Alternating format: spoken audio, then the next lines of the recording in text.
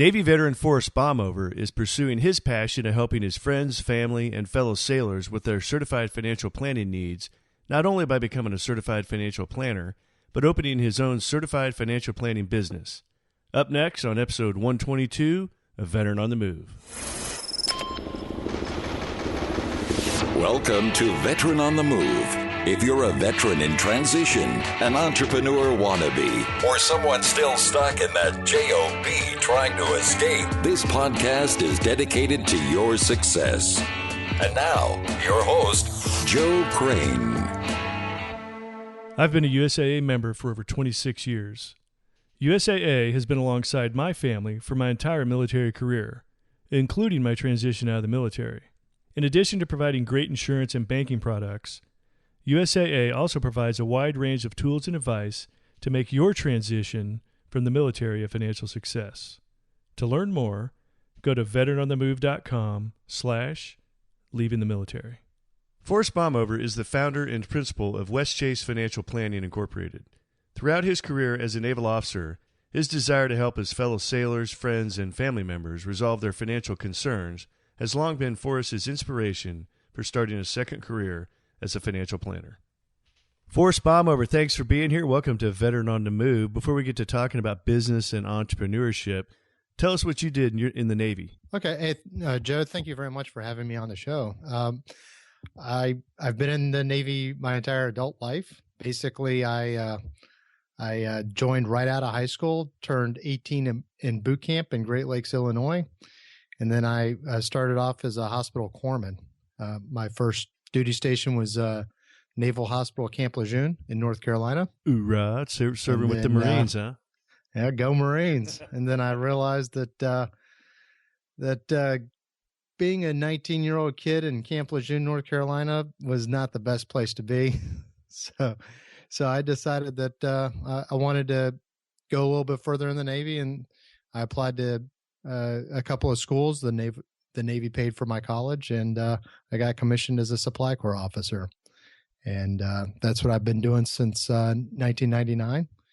And it's been a rewarding career ever since. Yeah, and you're actually still in the Navy, getting pretty close to retiring, correct? That's correct. So I'm stationed at MacDill Air Force Base in Tampa, Florida. I'm about a year out from retirement, but I've been putting a lot of planning and thought into my post-Navy career. Okay, that's awesome. And one of the things we talk about all the time on the show is the best way to ensure a good transition is to start early. So from what we were talking about earlier, you kind of got into financial planning because you kind of had this natural ability or natural interest to help a lot of your friends and family in their financial planning or financial struggles and that kind of thing. And that's kind of what you that's kind of what got you started in the financial planning arena, correct?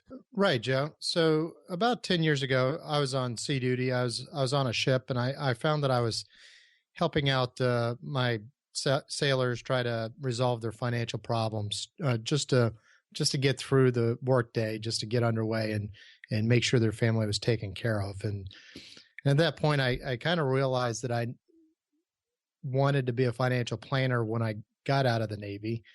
So I put that on hold for a while. And then about 3 or 4 years ago, when I got to the 15-year mark, I started taking a closer look at what I could do to prepare myself for my Navy transition, or my transition out of the Navy.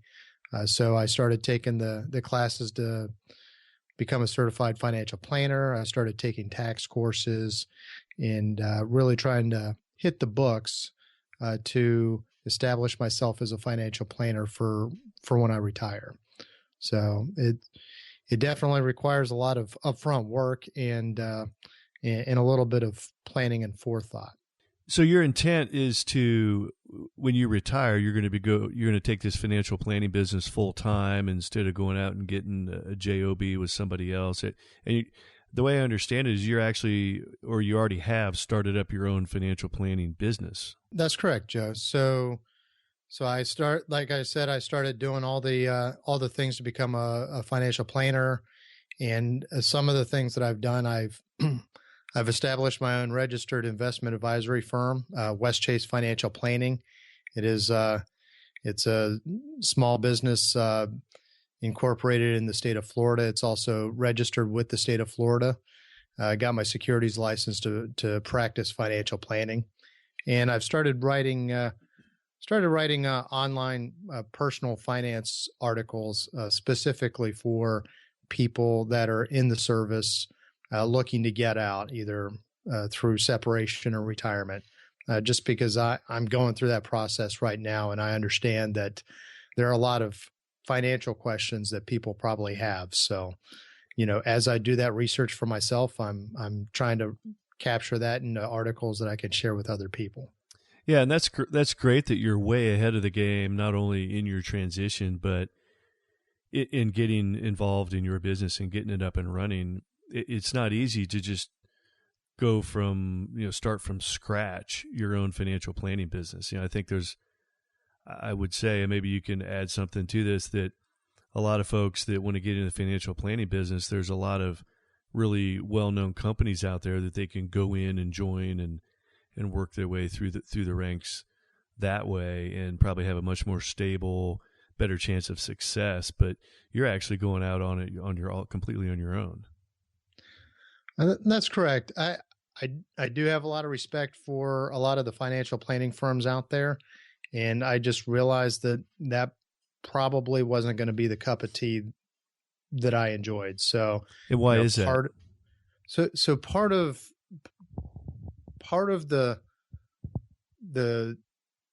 I guess the excitement, if for lack of a better term, but I guess part of the job satisfaction that I expect to have is really being a business owner. And I've heard dozens, if not hundreds of stories of service members starting something on the side while they're on active duty and transitioning that into a full-time business, and something where they can have a passion and have that passion be their full-time job.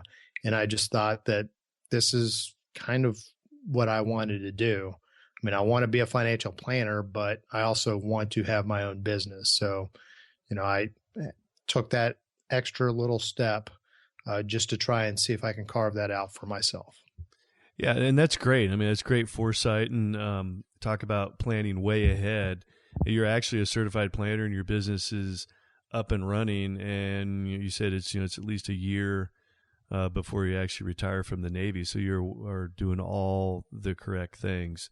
So, what lessons have you learned up to this point, as far as what it's like starting your own business, especially while you're still on active duty? So a couple things. One, you can't budget too much money if you're going to start your own business. It's one of those things where a lot of businesses fail because they run out of money or run out of time. So, something that seems like it's low cost at the beginning, once you realize the things that you need to do, a lot of those things either involve time or money. And so not only can you not budget too much money, you can also not start early enough.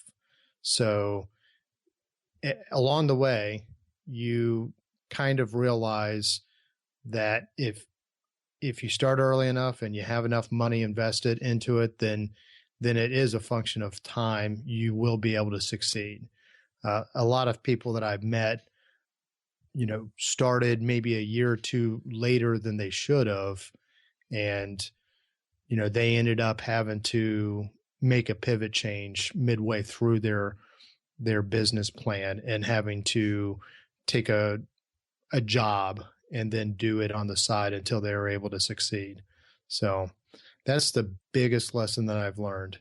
And then I guess probably a close second would be trying to have a plan, even if you know that it's going to, be changed along the way.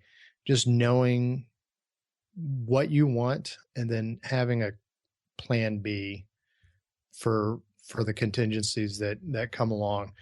It sounds pretty basic, but I think that if you take enough time to really figure out all the different things that could happen to your business, and then just having an alternate plan for each of those contingencies. It's not as simple as it seems.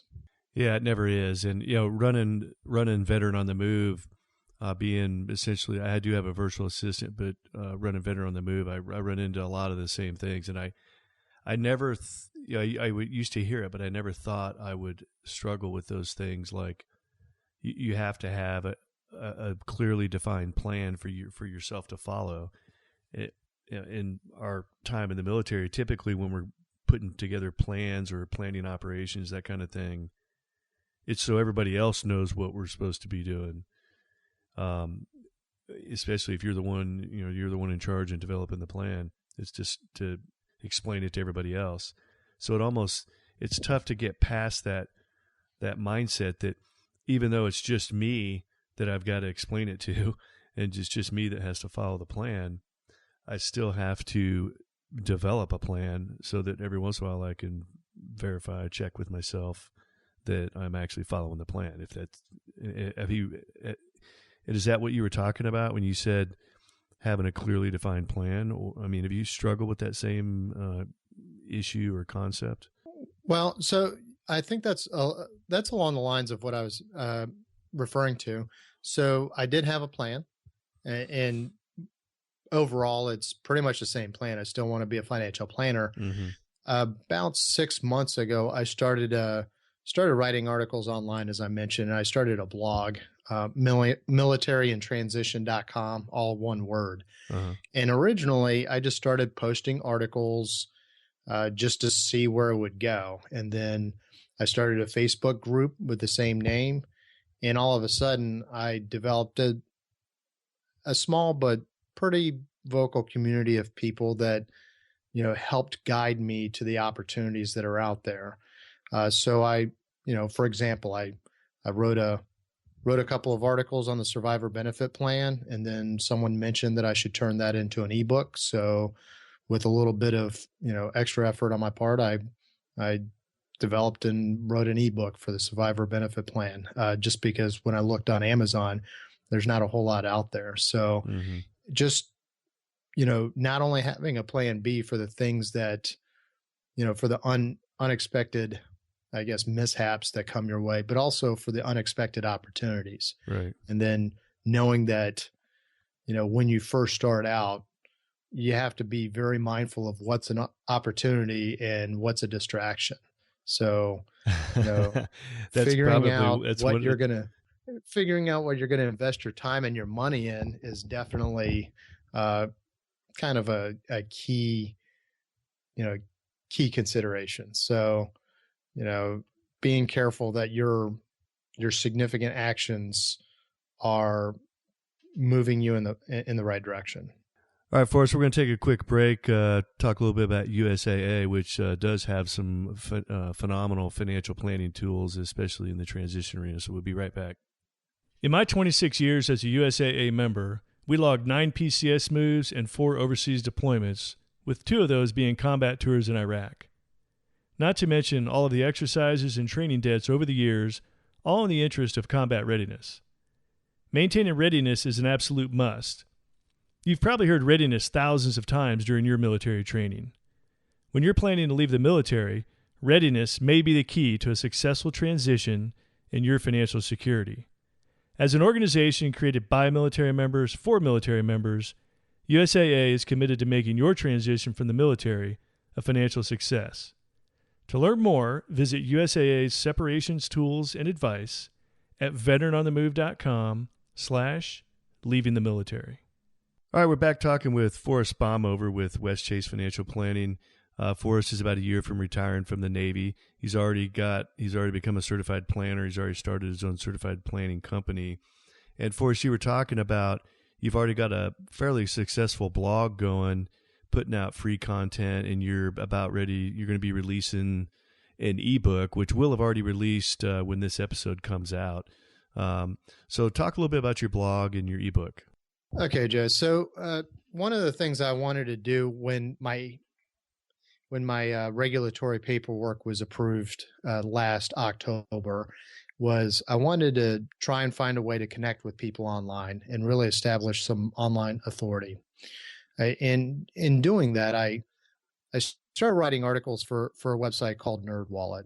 NerdWallet publishes personal finance articles written by financial planners, and they syndicate that content through a variety of online media sources. So one day I got a note from NerdWallet saying, "Hey, congratulations, your article for Business Insider just generated 15,000 views." And I said, "Okay, Wow. it looks like I can write some articles, so I'm not going to do it for someone else anymore. I'm going to do it for myself." So within a couple of weeks, I had set up my own blog, and this was in January. So set up my own blog and started writing personal finance articles specifically for service members that are getting ready to get out or retire. And so, I started a Facebook community with the same name, Military in Transition, and really just tried to use that as my sounding board for people who wanted to know certain things and wanted me to try and research and write about those things. So it's been about 6 months since we did that, and things are going pretty well. And I've got a couple of lessons learned that I came out with that I'd like to share. Yeah, absolutely. So one, the first lesson learned was for my financial planning business. So I initially started writing articles to try and generate an online presence for myself, so that when people Google my name, they could see that I had some credibility. And along the way, I just kind of ended up creating a space for people to collaborate online and share their experiences, and it developed into something a little bit more. So it's not just a one-way street for me. And then the other thing that I learned was, while I initially started writing articles to generate some sort of web traffic as a marketing tool for my website and for my financial planning business, I realized that a lot of military folks really don't want to have a financial planner, and that's perfectly fine with me. Mm-hmm. What a lot of folks really want is something other than just trying to figure it out themselves.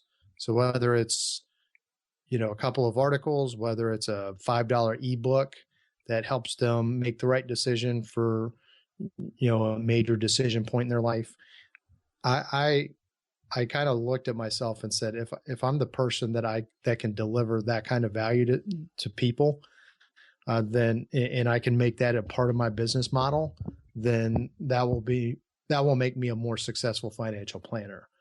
And then when I do actually sit down with people who would like me to be a financial planner, I don't think I won't be spending as much time trying to sell something to them. They will have already gone through the free and low cost content and made the decision that they still want me to work with them. And so that's just something I kind of realized along the way.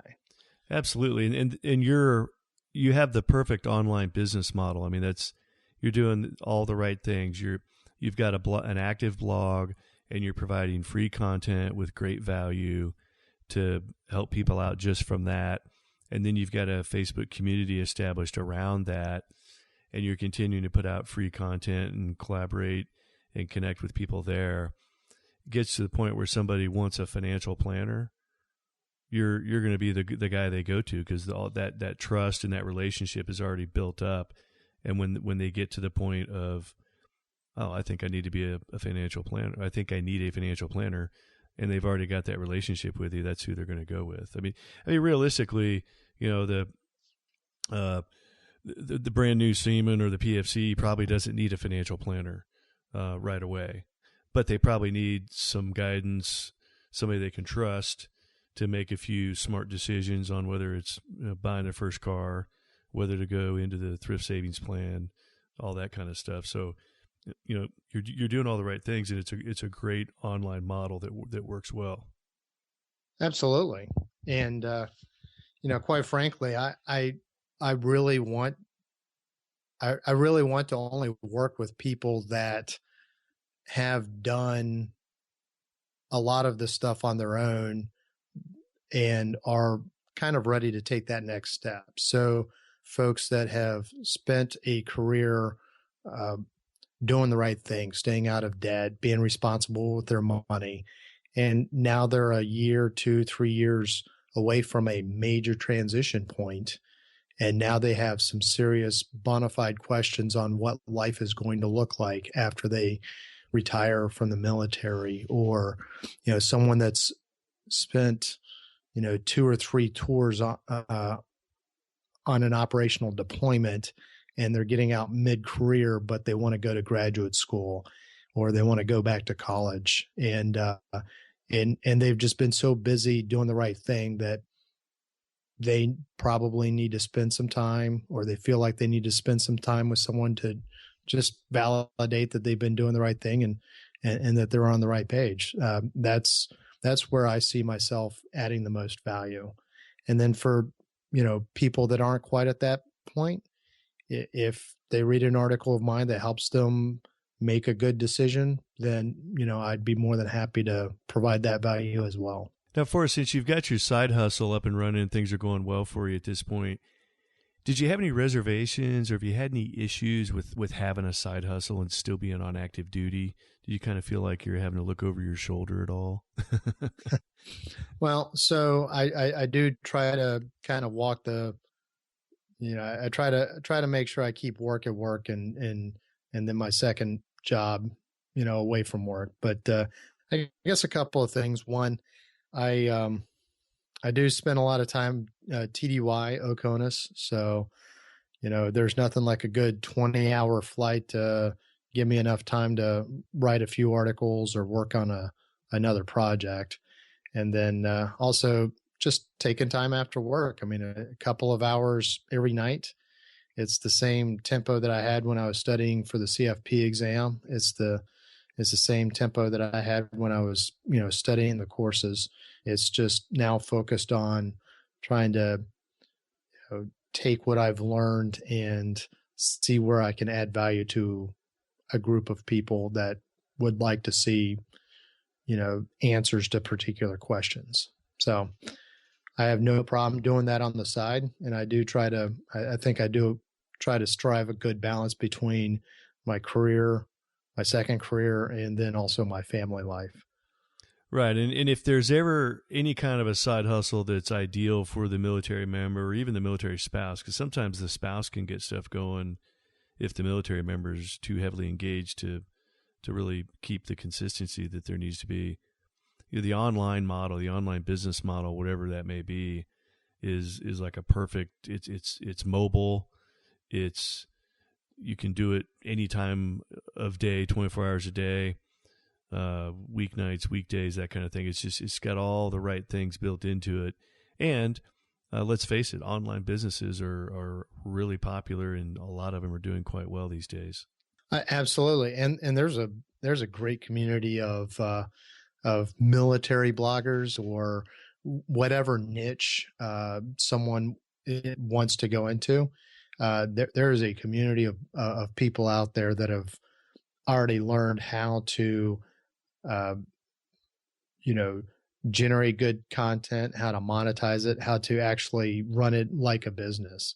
And I think I've learned a lot just by running into a couple of very high quality people that are, well regarded in the online, not to mention the military specific online community, but a lot of civilians have recognized some of these folks as well.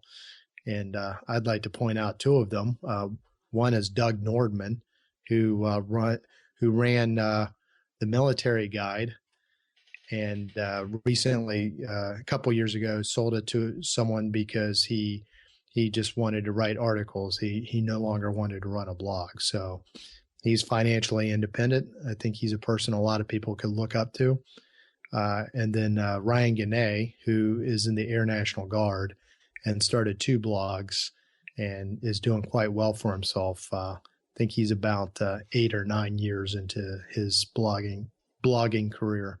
Yeah, absolutely. As a matter of fact, well, I know Doug and Ryan both. Both of them have been on Veteran on the Move, and I've actually met Doug Norman in person, and he was able to retire from the Navy after 22, 23 years, something like that, and hasn't had a job since the day he retired. And they live That's correct. And they live in Hawaii. And he writes a lot about that, how he went about doing it, and he start early and save tons of money and invest, that kind of stuff. So it's a really interesting story. And Ryan, the military wallet is one of his, right? That's correct. The military wallet. Yep. It's funny because I was checking on some military information for a family member, and I brought in a fellow Marine, and we were checking on it. And the fellow Marine had sent me a link to something I was inquiring about, and it was a link on the military wallet, the Ryan's website that he had sent me, and I'm like, yeah, I know that guy. So yeah, they're both doing great, and a wealth of financial knowledge from both those guys and their sites that they put out and everything. So yeah, Doug just writes articles and has a different military member kind of running the site for him, so he can just concentrate on writing. Right. Actually, when he owned the site, I believe 100% of the earnings from the site and his book go to veteran charities. That's right. So last time he and I talked, I think he's working. It's probably a year-long project. Don't know if I'm putting you on the clock there, Doug, but he has told me that he wants to write another book. So that's his next major project. But I believe all of the proceeds from that will also go to a charity.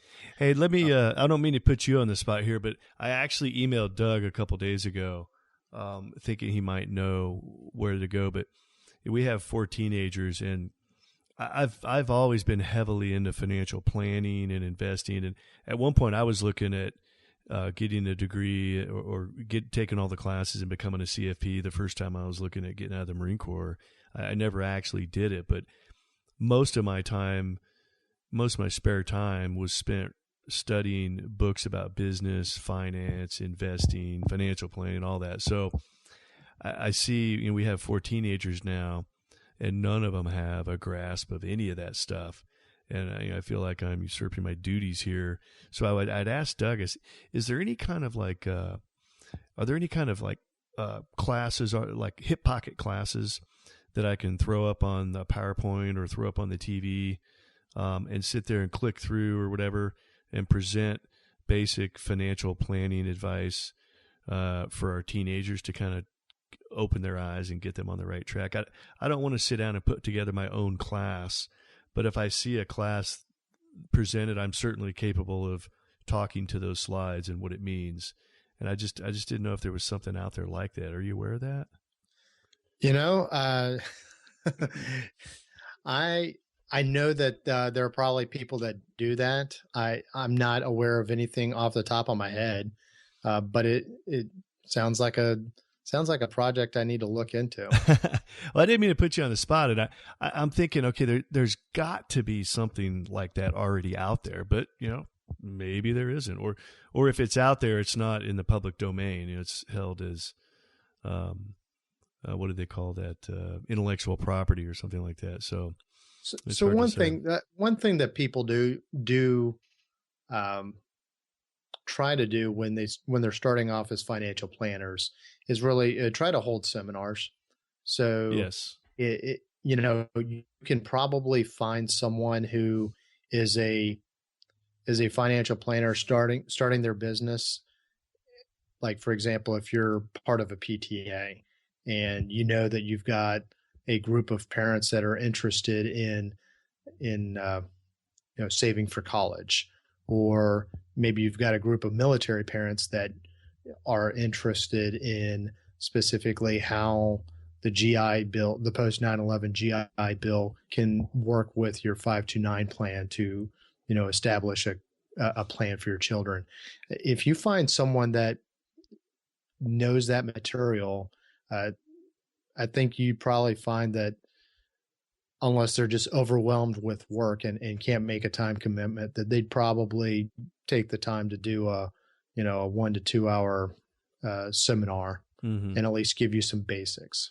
Yeah, those are the kind of briefs I'm talking about, because I've been to several financial planner over the years. I've been to a lot of their briefs and luncheons or dinners and stuff like that, and I've studied that stuff, and I get it, and I'm on board with it. I embrace it, but I want to present it to my kids in a way that they may not get it right away, but at least it kind of opens their eyes, and somewhere down the road they might think, hey, maybe I need to look into that thing that my dad was talking about.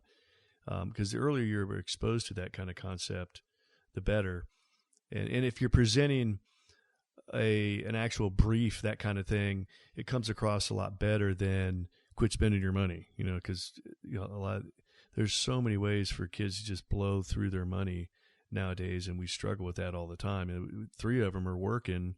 Every time we turn around, they're just blowing their money on fast food and just wasting money at Starbucks or whatever. It's like, you guys have any idea how much money you're just blowing? It's ridiculous. So anyways, I thought maybe you might have an idea, but I just started looking around for something like this a few days ago. And when you mentioned Doug, that reminded me. So I do want to give you another chance. Go ahead, Forrest. You were going to say something. I was going to say, I don't have anything off the top of my head, but I'll try and do some searching around, see if there's anything, and I'll reach out to you afterwards, and maybe you can put it in the show notes if I find anything. Okay, great. That sounds great. And we are getting close to the end of our time. If there's anything else you wanted to cover, I'll give you the last word. Please feel free to do a shout out for your blog, your Facebook site, and your financial planning company in that process.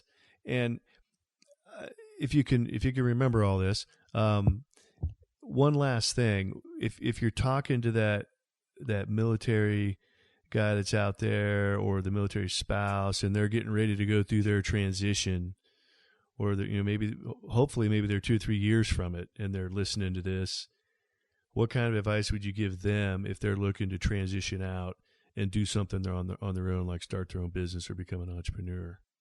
I'd say the one thing that I would say is, think long and hard, and think as much as you can about trying to get as much of that business started while you're on active duty as possible. So, try and save all the money that you can. That's all well and good. But, I'll throw an example out. If